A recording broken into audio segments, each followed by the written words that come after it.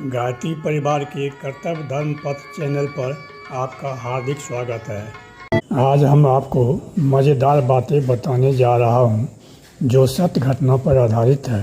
सत्य है, मेरे साथ भी घटना घटी है, इसलिए वीडियो के अंत तक बने रहेंगे, तभी पता चल पाएगा कि ये सत्य क्या है। भगवान पर जो भी सामग्री हम लोग चढ़ाते हैं या समर्पित करते हैं वो बहुत ही अनमोल होता है, बहुत ही उपयोगी होता है। हम लोग कह सकते हैं भगवान पर चढ़ाया गया सामग्री कामधेनु है, भगवान पर चढ़ाया गया सामग्री पारस है। हमारे साथ ऐसी घटना घटी है, वो तो हम बाद में बताएंगे। पहले हम ये बताते हैं किसी परिजन के साथ जो घटना घटी है वो घटना हम आप लोगों को पहले बताते हैं।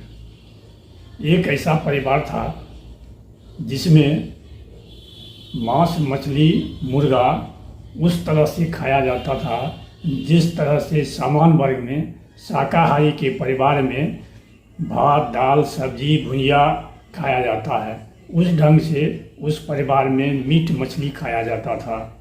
तो उस परिवार के हर आदमी खाते थे। उसी परिवार में से एक आदमी गायत्री परिवार से जुड़ गए। गायत्री परिवार से जुड़ गए तो वो अपना साधना शुरू कर दिए। जब ये गायत्री परिवार से जुड़ गए तो मीट मछली खाना छोड़ दिए। जब मीट मछली खाना छोड़ दिए तो इनके परिवार के शेष लोग, बाकी लोग इन पर नाराज हो गए, तरह तरह के ताना इनको देने लगे।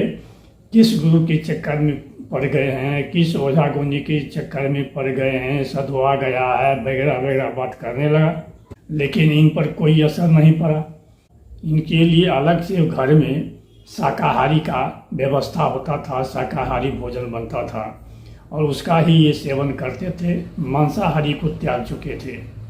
नवरात्रि आया, नवरात्रि में अनुष्ठान शुरू करते हैं और नवरात्रि के दौरान ही किसी दिन ऐसा होता है कि उसके परिवार में जो एक छोटा बालक होता है वो एकाएक चिल्लाने लगता है कि तुम लोग हमको खा जाओगे, तुम लोगों को बड़ा बड़ा दांत है, माथे में ऐसे सींग है। इस ढंग से कह के वो चिल्लाने लगा, घर में चारों तरफ घूमने लगा।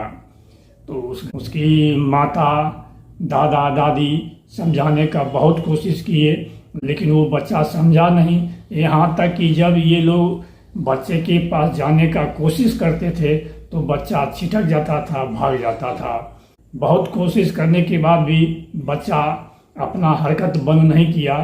तब उस बच्चे का दादी कहती है अपने बेटा से जो साधना पर बैठे हुए थे, देखो ना ये बच्चा कैसे कैसे कर रहा है। कह रहा है कि हमको बड़ा बड़ा दांत है, माथा पर सींग है। ये जो साधना पर बैठे हुए थे जब साधना करके उठते हैं तो सोचते हैं कि इस बच्चे का डर पहले हटाया जाए।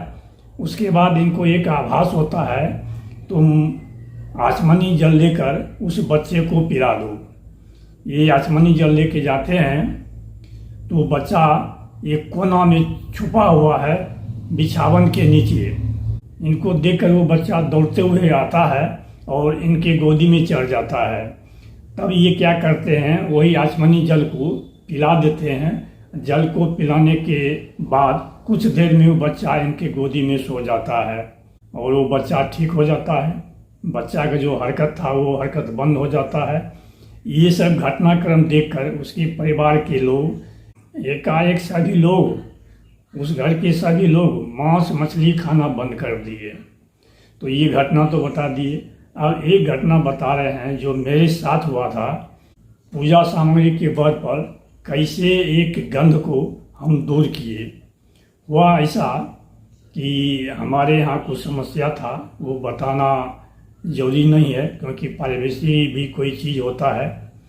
तो हम क्या किए थे, मैगजीन में जो निकलता है महात्मा का, गुरु का, उसको पढ़ के हम किसी एक को अपना गुरु मान लिए और पूजा पाठ करना शुरू कर दिए थे। तो इसी बीच हमारा एक साथी आता है और हमको एक किताब देता है। उस किताब का नाम था गायत्री महाविज्ञान, शायद भाग 3 था या 2 था, याद नहीं है। वो किताब जब हम पढ़े तो रुचिकर लगा, पूरा पढ़े और पढ़ने के बाद तो हमारा जीवन ही बदल गया। हम गायत्री परिवार से जुड़ गए और साधना करने लगे। बाद में जाके हम दीक्षित भी हुए। तो ये दीक्षित होने के पहले की कहानी कह रहे हैं, जब हम गायत्री मंत्र का जाप शुरू कर दिए थे। नवरात्रि के दिन ही, नवरात्रि के आसपास हम मेला में जाना चाह रहे थे। हम तैयार हो गए थे, हमारी पत्नी तैयार हो रही थी। तो हम जहाँ रहते हैं वहाँ पर पूरा एकदम खाली जगह था। एक आध दो मकान छोड़कर कोई मकान नहीं था, पूरा बगीचा था। लोग कहते हैं कि वहाँ भूत प्रेत भी रहता है। तो जब हम तैयार हो गए थे तो बाहर में, हमारा घर अधूरा ही था, तो बाहर में हम टहल रहे थे। तो एक जगह पर गंध का झोंका आता है, जैसे हवा का ऐसे ऐसे करके आता है झोंका, उसी प्रकार एक विशेष स्थान पर गंध का झोंका आता है, दुर्गंध का झोंका आता है। तो हमको शंका हो गया कि लगता है कि कुछ बुरी आत्मा है। हम वहाँ से आए, अपने घर में आए।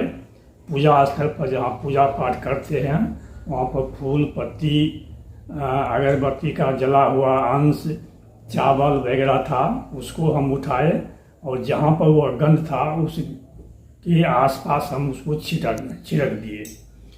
कुछ देर के बाद ही वो गंध खत्म हो गया।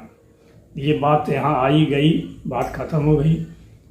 इसी घटना करीब 3-4 दिन, 1-2 महीना के अंदर हुआ और हम यही काम रिपीट करते रहे। वो गंध भागता रहा। तब हमारे मन में आया कि ये बार बार हमको तंग करता है, इसका परमानेंट सॉल्यूशन क्यों नहीं कर दें। तो हम पूजा स्थल पर से समर्पित सामग्री, पूजा सामग्री उठाए और अपने घर के चारों तरफ उसका छिड़काव कर दिए, चारों तरफ उसको बिखेर दिए। उसके बाद कभी भी घर में इस ढंग का प्रकोप नहीं हुआ। तो यही बताना चाह रहे हैं, पूजन सामग्री है जो भगवान पर हम लोग चढ़ाते हैं, उसमें भी बहुत बल होता है। वो भी एक कामधेनु है। वो पूजन सामग्री भी पारस है। उसके उपयोग करने पर जो बुरी आत्माएं होती हैं वो स्वतः भाग जाती हैं। एक बात और हम बता देना चाहते हैं कि आप लोग जो गायत्री परिवार के हैं वो जानते ही होंगे कि प्लेन में कैसे आदरणीय डॉक्टर साहब अभिमंत्रित जल से, गायत्री मंत्र से अभिमंत्रित जल से जहाज में पीड़ित व्यक्ति को कैसे ठीक कर दिए। तो कहने का तात्पर्य यही है कि भगवान पर जो भी चीज़ हम लोग अर्पित करते हैं वो बहुत ही मूल्यवान होता है। उसका उपयोग आप समय समय पर कर सकते हैं। आप देखते भी हैं कि गुरुदेव जो थे वो भभूत सबको बांटते थे। अभी भी शांति कुंज में भभूत भस्म बांटा जाता है। मुंबई और अश्वमेध यज्ञ में भी देखिए कैसे परिजन लोग यज्ञशाला में घूम रहे हैं और वहाँ से भस्म उठा रहे हैं। हम भी भस्म उठाए हैं। उससे क्या फ़ायदा होगा नहीं होगा अलग बात है, लेकिन हम जो बताए हैं कि पूजन सामग्री बहुमूल्य होता है। पूजन सामग्री से हम लोग बहुत कुछ कर सकते हैं। पूजन सामग्री जो होता है बहुत ही काम की चीज़ होता है। वक्त पड़ने पर, ज़रूरत पड़ने पर उससे हम लोग लाभ उठा सकते हैं। भगवान पर चढ़ाए गए पूजन सामग्री को, भगवान को समर्पित पूजन सामग्री को यत्र तत्र नहीं फेंकना चाहिए, क्योंकि ये एक धार्मिक धरोहर है और ये ज़रूरत पड़ने पर काम भी आता है। इसलिए इसे पवित्र जगह पर धरती के नीचे गाड़ देना चाहिए या नदी में, तालाब में, अच्छी जगह पर इसे सुरक्षित छोड़ देना चाहिए, क्योंकि इसमें भगवान का कुछ न कुछ अंश रहता है। तो चलिए आज बस इतना ही। वीडियो के अंत तक बने रहने के लिए धन्यवाद। ओम शांति, ओम शांति, ओम शांति।